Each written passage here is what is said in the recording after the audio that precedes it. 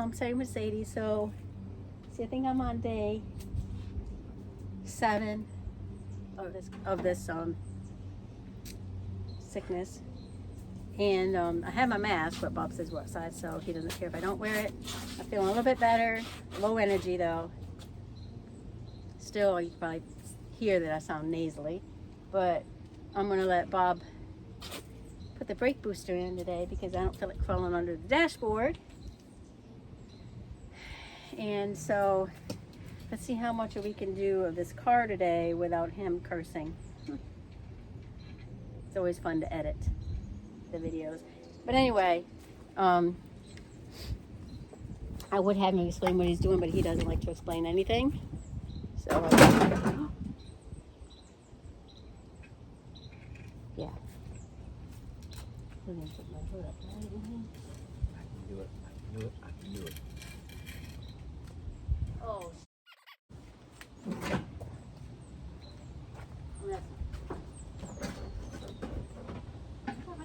Those aren't broken to begin with. All right, so the little stud was bent a little bit, but we knocked it back into place. So the master cylinder back on to the new brake booster, which is obviously not brand new. We've taken off an old Mustang. I'll tell you that part. Oh, all the controversy we had trying to get this part. I'll tell you that in a little bit.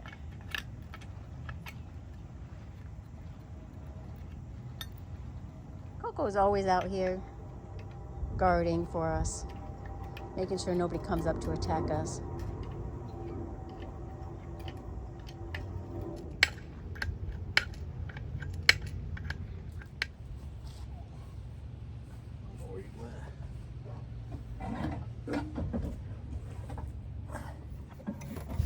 Get you back out.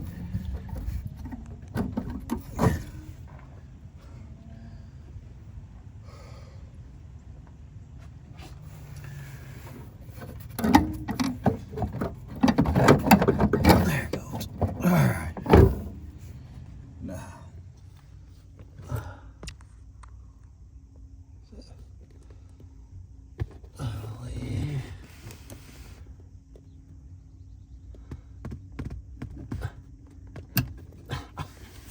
That's it. Now, get these nuts started. There's one. One started. All right, well, Bob's working on that. First of all, let me explain. He was hooking the brake pedal back up to the brake booster, and now he's putting the screws in, the 4 bolts that hold the brake booster to the firewall. Anyway, while he's doing that, let me explain what happened with this brake booster. So we were not able to find a brand new brake booster that would fit this car. Nobody makes them. They just don't make them anymore. They have them on the internet, but then they're always out of stock. Like AutoZone has it, but it's out of stock. And so was O'Reilly and any other parts place we looked at. So I signed on to one of those Facebook forums for Mustang IIs. And I reached out and I said, does anybody know where we can find a brake booster? We can't find one anywhere. And a couple replies came in, and one of them was like, check out so-and-so's auto parts. So I was like, okay, cool. So I checked out, I hit the link, and it took me to the Facebook page. I tried to find the auto parts store online, and I didn't. All they had was a Facebook page. That's fine. I looked at the Facebook page. I scrolled through it. They had been online for I've scrolled back at 6 months. A little red flag came up where there wasn't a bunch of comments on any of the postings that they had. They posted parts and nobody really commented on it. But it said it had 4,000 likes or whatever. It looked fairly legitimate. So I reached out to the guy or the company. I reached out to the guy and was like, hey, do you have the 78 brake booster? And he was like, yeah, I have it available. And I was like, well, can you send me a picture? Because we had already gotten, remember the previous video, we had already gotten the brake booster from whatever company that was, and it was wrong, so we had to send it back.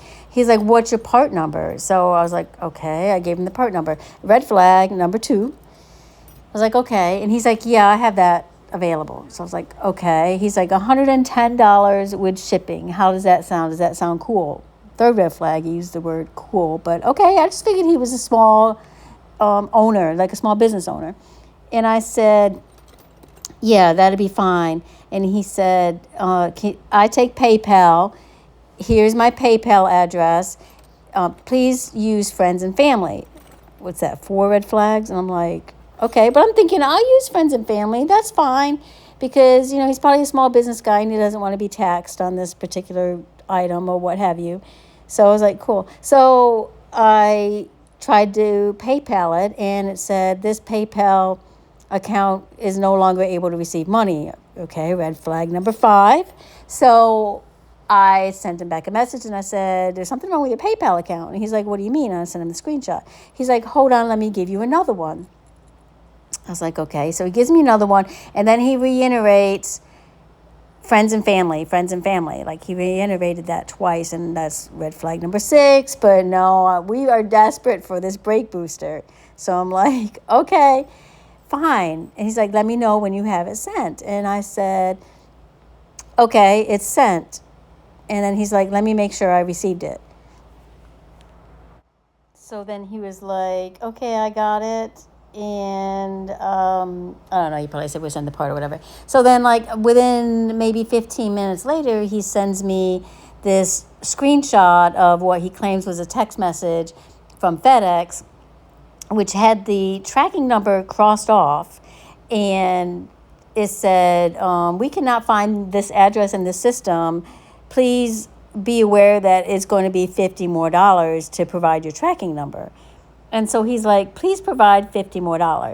And I was like, no, I'm not going to send you $50 more. You already have the tracking number. FedEx, and we went back and forth with this conversation. And the more we're going back and forth with the conversation, the worse his English is getting. So I'm like, and I pretended I worked for FedEx. I work for FedEx. They don't do that. That's wrong. You have the tracking number. I'm not sending you $50 more. And he's like, please, I have a family to feed. If I have the screenshots, I'm going to put them in here and show you. And I was like, well, you've just taken money from my family. Like, cancel my order. You said there was a 60-day refund warranty or whatever. Cancel it. Don't send it. He's like, it's too late. It's already gone. And I'm like, well, then you have a tracking number. So we went back and forth for a few minutes, and I was like, I just got scammed. And I usually pride myself on not getting scammed. And there were so many red flags that I knew better. I literally knew better. I went back to the Facebook post where the guy I had originally looked at the guy who said go to this company, and I looked on his profile, and he had just joined that Mustang group, like, within the week, and he had, like, no posts, and that was another flag. But I still went with it. Like I said, we were desperate. And then when I went back to see his posting again, he had gone back and deleted the post. So these scam artists work so quickly. It's so crazy, so cringy. But anyhow, what happened was, on my posting, somebody else had said to contact this certain. So another posting said that I should contact. Oh, actually, this other guy had posted on my wall, on my Facebook wall, that to message him that he had a part that he had. I can't remember what he said exactly, but anyhow, I messaged him. He sent me a picture. He actually had 3 of them. Sent me a picture of 3 of them. I looked at his profile page. I really felt good about it. I waited 3 days before I actually ordered it from him, because I was like, okay, I'm not ready to be scammed yet. He was upfront and honest. He said $160. That doesn't include the core, or no core charge. And I was like, well, what's shipping? And he was like, $16 or something for shipping, whatever it was. And I was like, okay, great. And I was like, let me reset up my PayPal, because I had canceled my PayPal. I had, like, taken all my information off PayPal, hoping that I could avoid that $110 scam charge. But anyway, this guy's legit. And after researching him a little bit, I see where he's been on this Mustang forum for a while. People had good things to say about him. He obviously has a junkyard of Mustang IIs, and I will use him again in the future if I need another part. When he was sending me the information, he sent me a picture of the brake boosters. He then sent me a picture of the tracking number. He then sent me a picture of the box that he had it packed up in with the label on it. Everything was legit, and it came within like 5 days. So here we are putting it on, and that's my story. And at the end of this video, I will actually post the screenshots of that scammer if you want to actually pause and read those. Oh, I can't get you started. Oh, I did get grease on it. Darn it.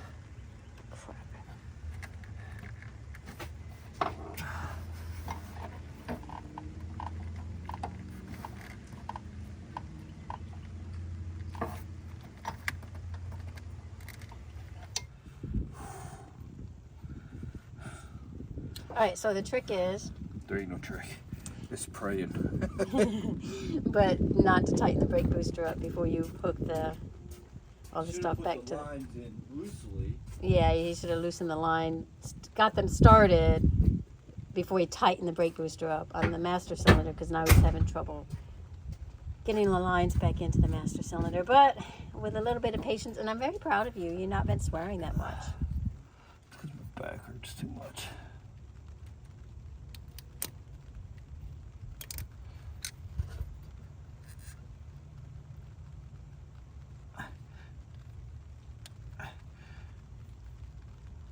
Probably gonna, oh, ouch.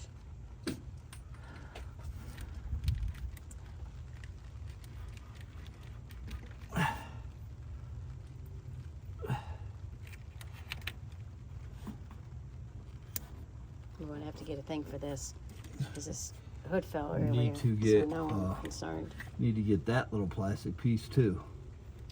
Because there's the windshield washer fluid for the other side. Oh, okay. Well, I'm not too worried about windshield wiper fluid at the moment. Alright, so I got that. Alright, just try to get this one started. Just like it. I can't. So he got the things hooked up and poured what we had of brake fluid in there. I'm worried that this stupid hood's gonna fall again. So I'm gonna buy whatever that holds that thing in place. I'm gonna buy it, and then I gotta buy this hose. Apparently, we're worried about the windshield wiper fluid. By what hose? This air vent thing. Oh, that's just a thing. I know, but I mean, who's that? That's the neighbor that was out back. Oh, we found. He's the one that stopped with he stopped with his mom that one day. Was hollering to us. Yeah, I see him all the time. Stop with his mom. Yeah, his mom was in the truck with him when he was leaving. And then And he goes, "What is that thing?" Oh, he lives right straight behind us. Yeah, he lives out back. Oh, is he the no shirt guy? No. He's the one that was directly behind us. Oh, He lives over on that other side by the by tall grass. beefcake dude, meatball. I don't know what that other guy's name was. Meat something. Yeah, it was a meatball or something. I don't think I was here when he. Oh wait, he did stop. I swear I don't remember him saying, "What is that thing?" Though, like I think that might have happened when I wasn't here. Where is? These young people, they don't know what a Mustang II is. Because you don't see them anymore. You don't see these cars that much anymore. Get in there and hit the brakes. Please.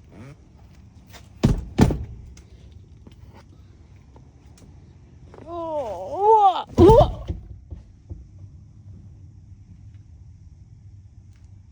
Huh. Just go through the floorboard? I feel like the seat just broke. Let me pump them? Yeah. Remember, there's a difference between like hitting the brakes.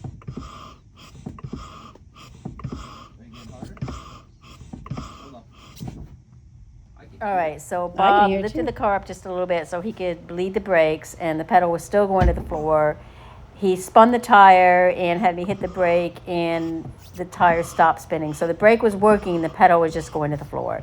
So he took it down the driveway Kind of and pulled it Yeah, back. it's getting harder now. And then he took it down the driveway again, making went all out the that road freaking just a noise little with that bit, moose and then going. pulled it back. And Yeah, by like- the time he did all that, the brake pedal started functioning normally. It wasn't going all the way to the floor anymore. So just so you know, if you're doing Okay. this brake booster and you seem to be having this problem, also just see if you can't Nice. drive the car a little bit, and that should solve your problem. At least it solved ours.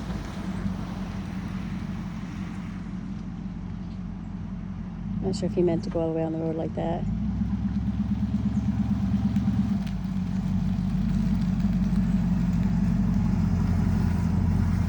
Did you mean to go that far out in the road? Okay. Wasn't go off the road, turn a little bit. I wasn't sure. You can go back a little farther. Got a little time. What a beautiful car. That is a beautiful car. I absolutely love it. I used to have one. My very first car was a 78 Mustang 4-cylinder. It was a brown color, but I loved it.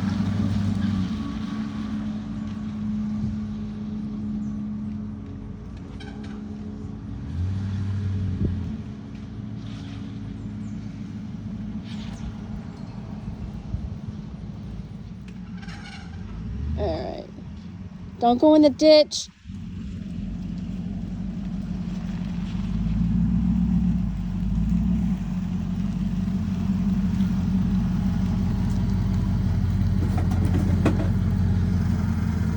Oil can.